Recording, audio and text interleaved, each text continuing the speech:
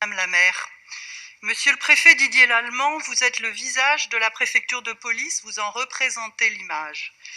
Or aujourd'hui, cette image est incontestablement dégradée.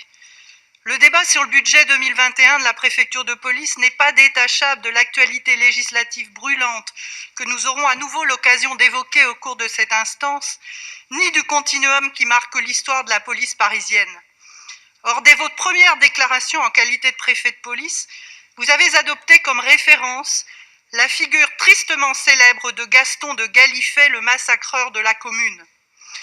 En déclarant que pour se prendre pour Jules Vallès, il faut avoir son Gallifet, vous avez fait le choix de vous donner pour modèle, monsieur Lallemand, l'un des officiers les plus compromis dans le massacre des communards. Vous faisiez ainsi l'écho aux propos du président de la République Emmanuel Macron, indiquant que Versailles, c'est là où la République s'était retranchée quand elle était menacée. Main dans la main, vous avez donc mis tous deux vos pas dans les pas de ceux qui ont mis fin à la Commune de Paris par la semaine sanglante, où plusieurs milliers de Parisiens et de Parisiennes ont été exécutés. On rappellera que parmi les revendications des communards figurait la séparation de l'Église et de l'État, ou encore l'instruction publique laïque et obligatoire. Alors le choix de faire de cette référence politique à un régime qui a fait la guerre à sa propre population nous ramène évidemment à une histoire plus récente. Adieu Grimaud, bonjour Papon. J'exprime le vœu que ce ne soit pas là un autre symbole de votre philosophie, monsieur le préfet de police. Faut-il rappeler que Maurice Papon, après avoir déporté des milliers de juifs à Bordeaux, était à la tête de la préfecture de police de 58 à 67. Après les exactions commises contre les manifestants du FLN en octobre 61 et à Charonne en 62, la violence de la police à l'encontre des manifestants semblait quand même devoir céder le pas. La doctrine du préfet Grimaud... L'expression est libre et chacun est responsable de son expression. La doctrine du préfet Grimaud, élaborée pour faire face à la jeunesse de 68, établissait que frapper un manifestant tombé à terre, c'est se frapper soi-même en apparaissant sous un jour qui atteint toute la fonction policière. Monsieur le préfet, vous avez indiscutablement rompu avec cette doctrine. Il ne s'agit plus d'éviter l'affrontement. Pour vous, l'heure est au contact. Symbole de ce changement de doctrine, la création controversée des Bravem, une unité de police à moto qui peut se faufiler dans les manifestations et qui n'est pas sans rappeler les voltigeurs, brigade dissoute après la mort de Malik Oussekine. La loi sécurité globale vient aujourd'hui compléter cet arsenal en organisant une incontestable surenchère sécuritaire. Surveillance généralisée de l'espace grâce à des drones dotés de caméras. Fichage en direct des manifestants grâce aux caméras piétons dont seront équipés les policiers. Organisation de l'impunité policière de fait avec ce désormais fameux article 24 interdisant la diffusion d'images de policiers en intervention, avec au passage une nouveauté juridique, la pénalisation de la seule intention. On ne sait vraiment plus où donner de la tête tellement le bilan sécuritaire est impressionnant. Répression violente du mouvement des Gilets jaunes et des manifestations que suscite immanquablement la politique antisociale du gouvernement, stigmatisation du culte musulman et j'en passe. Plus récemment, la France entière s'est émue de l'évacuation violente d'exilés place de la République. Dans la foulée de cette évacuation, j'évoquerai le nassage de journalistes et d'élus parisiens, dont certains adjoints, empêchés par les forces de l'ordre d'accéder au parvis de l'hôtel de ville. Quelle justification avancez-vous ? Cette restriction de la liberté de circulation des élus n'est ni plus ni moins qu'une atteinte grave à la démocratie. Elle demeure bien évidemment sans commune mesure avec ce qui est arrivé à Michel Zecler, producteur de musique victime d'un passage à tabac de la part des policiers du commissariat du 17e arrondissement. Monsieur le préfet de police, vous avez accordé aux policiers auteurs de ces actes le bénéfice de la protection fonctionnelle. Pour votre part, vous n'échapperez pas au contrôle démocratique qui fonde notre mission d'élu. Vous sollicitez notre approbation par un vote engageant la collectivité parisienne à déléguer des crédits sous votre responsabilité. Nous ne pouvons aujourd'hui vous accorder cette confiance, tant nous réprouvons la politique de maintien de l'ordre à Paris.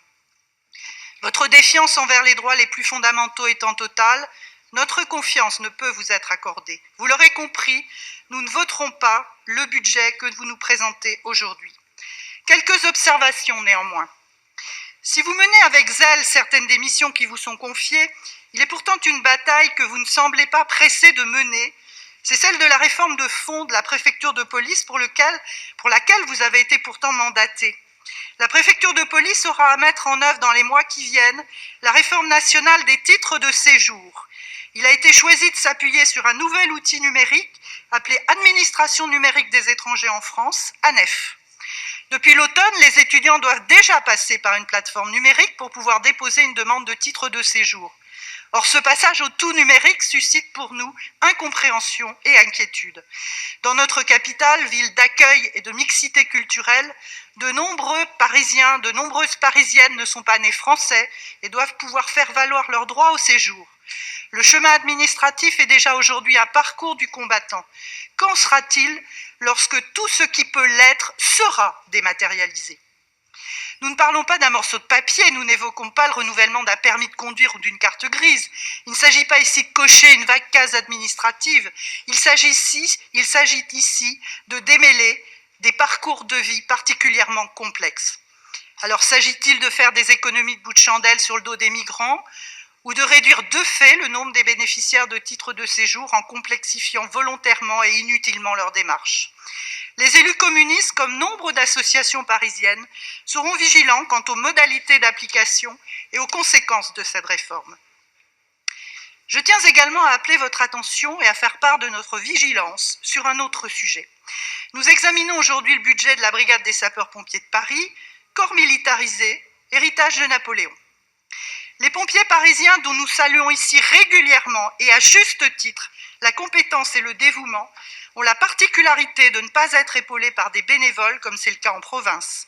Ce particularisme rend d'autant plus complexe l'adaptation des effectifs en période de crise, comme celle que nous sommes en train de vivre, parce que les pompiers sont sursollicités et interviennent souvent plus de 10 fois par jour. Nous constatons que ni les effectifs ni le matériel ne sont en adéquation avec les besoins. Nous votons un budget important de 20 millions dédié à la rénovation des casernes de pompiers dont certains bâtiments sont vétustes et dégradés. À cet égard, il est un point sur lequel nous exprimons nos exigences. La BSPP reste très peu féminisée. Or, lorsqu'une profession s'ouvre à la parité, parmi les premières questions à régler figure la question des locaux, celle des sanitaires, des vestiaires, des chambres. Or, force est de constater qu'à Paris, certaines casernes ne sont en rien adaptées aux besoins liés à la mixité et même sont dans l'impossibilité d'accueillir des femmes. Nous souhaitons en conséquence que les rénovations qui seront menées intègrent nécessairement cette dimension. Par ailleurs, je souhaite évoquer, à la faveur de ce débat budgétaire, l'affaire de Julie qui a défrayé la chronique judiciaire dans la dernière période. Nous ne pouvons qu'être bouleversés par le visage de cette jeune Julie en fauteuil roulant après s'être défenestrée, murée dans sa solitude, confrontée à une parole qu'on ne croit pas et qui dit le viol dont elle a été victime de la part de 17 sapeurs-pompiers, dont des sapeurs-pompiers parisiens. Nous le savons bien, aucun milieu, aucune classe sociale ne sont épargnés par les violences faites aux femmes, ni le sport, ni la culture, ni la politique, ni les pompiers. Les pompiers ne font donc pas exception. La semaine dernière, le directeur du SDIS 43 a été mis en cause par la justice dans une affaire de proxénétisme aggravé. Nous souhaitons donc vous demander si une enquête administrative a été ouverte suite à la mise en cause par la justice de pompiers parisiens et si des sanctions internes, suspensions ou autres, ont été envisagées ou adoptées. Vous le savez, les communistes n'ont de cesse de dénoncer toutes les violences, quelles qu'elles soient et quelle qu'en soit leur auteur. Pour cette même raison, depuis les bancs de ce Conseil et dans les manifestations auprès des Parisiens et des Parisiennes, les élus communistes n'ont eu de cesse d'exiger l'interdiction des LBD, de défendre la liberté de manifester sans entrave et de dénoncer les contrôles aux faciès, particulièrement nombreux cette année dans le cadre du contrôle des attestations de déplacement. Je le disais en commençant, je le dis en terminant, les violences policières ont durablement abîmé le lien de confiance entre les forces de l'ordre et la population, pourtant nécessaire à l'exercice des libertés fondamentales dans notre pays. Nous n'abandonnerons pas cependant notre combat en faveur d'une police nationale de proximité. Mais face à l'incapacité de l'État à garantir la sûreté et à assurer la tranquillité publique, Madame la maire de Paris a fait le choix de la création de la police municipale. Vous connaissez l'opposition historique et de principe des communistes. Il va bientôt falloir conclure, et qui a Madame été, Patry. je conclus, mais j'ai été fort interrompue. et qui a été rappelée ce matin par notre président Nicolas Bonnet-Houlage. Je ne reviendrai pas sur le véhicule législatif qui place la future police municipale parisienne dans un dangereux continuum public-privé, mais au moins je forme le vœu que cette police dont nous assumerons la tutelle politique et que Madame la maire veut paritaire et proche des Parisiens et Parisiennes, oui, je forme le vœu que cette police restaure le lien de confiance avec la population, indispensable dans une conception républicaine à laquelle nous sommes plus que tous attachés. Je vous remercie. Merci, madame. Je donne la parole.